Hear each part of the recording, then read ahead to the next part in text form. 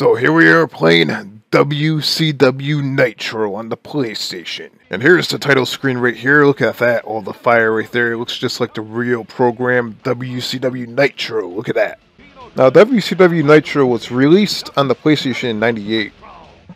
And around that time was probably when Warzone, WWF Warzone came out, and there was already plenty of wrestling games on the N64 that were obviously better games. Now this game right here didn't quite get the respect that it deserved because it was arcade style. Now first, let me be the first to point out the cons. You know, the things that are not so good about this game. And you know, the first thing I would like to mention is the audio. While you're playing the game itself, when you're actually wrestling in a match, the background music gets annoying after a while. And also the commentators basically say the same shit over and over and over again. And it gets old after a while.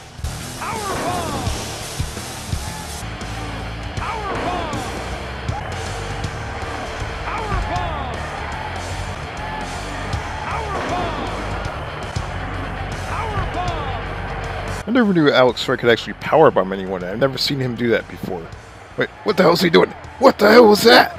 He actually threw Scott Hall over the top. Now he's dancing. Another con about the game is the limited moveset. There's not really a whole lot of moves for each wrestler, and some of them are basically the same. But again, it's an arcade-style wrestling game, so it's not a simulator. To be honest, it's actually appropriate for an arcade-style wrestling game. That clearly explains why Alex Wright is doing power bombs, because usually he would not be able to do something like that in real life. But yeah, arcade style. Another thing is that when the wrestlers grunt, it actually sounds like they stole the sound effects from Doom. I mean, listen to this.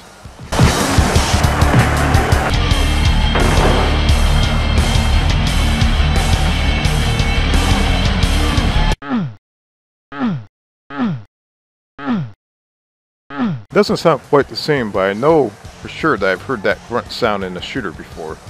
Maybe it was Quake, but it definitely sounds quite familiar. Now, the graphics I'm not going to complain about too much, but the only thing that you can really complain about is the crowd.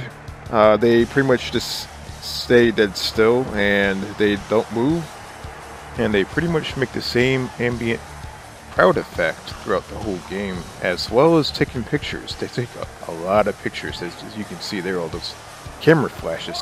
What the hell is that? Alex Wright threw Eddie Guerrero over the top rope, and Eddie Guerrero got up like nothing happened. Did you see that?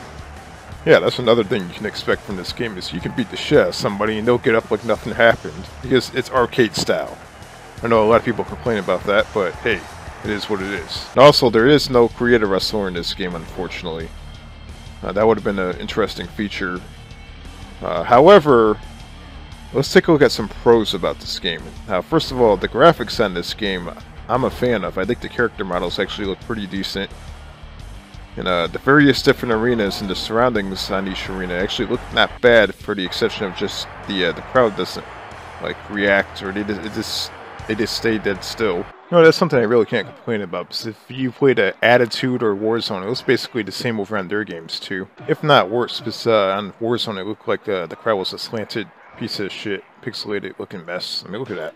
I mean, at least on Nitro you had the crowd taking pictures, but even on Warzone, the one guy taking pictures in the crowd, the camera flash looks like crap. I mean, look at that. But the actual ring itself, the stage, the actual barriers and the mats outside the ring, they actually look legit. They look pretty good. Now, the animation in the game is pretty fast. The characters actually move around fast. Wrestlers move much faster than the actual real thing on real TV. But again, I'm not going to complain about that, because that's actually an arcade-style wrestling game, so to each its own. The game is what it is, and it's actually doing a pretty good job for an arcade wrestling game. Now, another bonus I like about this game that's a pro, in my opinion, is that when you select your characters, you have bonus video clips of each wrestler. And they actually give you a little video message before you actually play the game, and I think that's actually pretty awesome for wrestling fans, such as myself. Now, unfortunately, there's no entrance for each wrestler in the game. There's no entrances at all. But instead, you have a loading screen that has graphics for each wrestler on the main roster, which is pretty awesome. I used to play the hell out of this game back in the day, and I owned WCW Nitro and WWF Warzone, and I played both pretty much equal. I definitely vividly remember playing Nitro with my cousin quite a bit. Now, one thing that is most important and heavily overlooked about WCW Nitro is the unlockable features in this game. The main roster that you see is limited, but there is a lot of characters that you can unlock in this game. Like, probably 3 times the amount of what you already have. It's insane.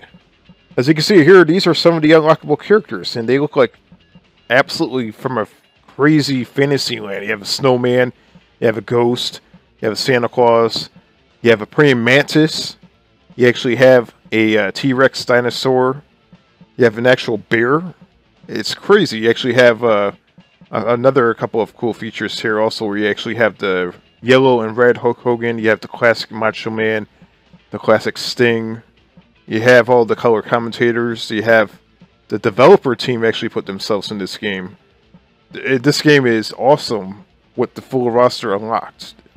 Not only is there unlockable roster, but there's unlockable arenas that are like way over the top. I mean, check this out. You can actually do the YMCA dance in a disco level. What wrestling game have you ever seen that? I mean, this is awesome. Look at that. There's outdoor stages. There's stages inside of a honey's bee's nest. There's all kinds of stuff in this game that's like way over the top. There's one particular stage that's a graveyard bonus stage that's unlockable where it's kind of creepy. There's actually if you watch closely, there's a little kid that stands off to the side. And I always wonder, who the hell is that kid and why is he standing there? It always seemed very creepy. I mean, look at that. And then you had an actual backstage area where you actually had a wrestling ring. Yeah, they're actually wrestling. It wasn't really a backstage area, but if you look carefully, there's actually gateway computer boxes in the background. That's actually pretty funny. There was an actual stage for Hell, but if you want to really experience Hell, wrestle at the circus with this clown. Look at that clown. That'll give you nightmares. And if you can't afford the LSD simulator for PlayStation, which costs an arm and a leg, don't worry. Just buy WCW Nitro. It has its own LSD simulator. Check that out. So overall, this game certainly wasn't perfect, but it sure was fun. And definitely sold quite a bit. To the extent of where WCW Thunder released afterwards. Now, we'll save that for another video. But yeah, this game was, in my opinion, awesome.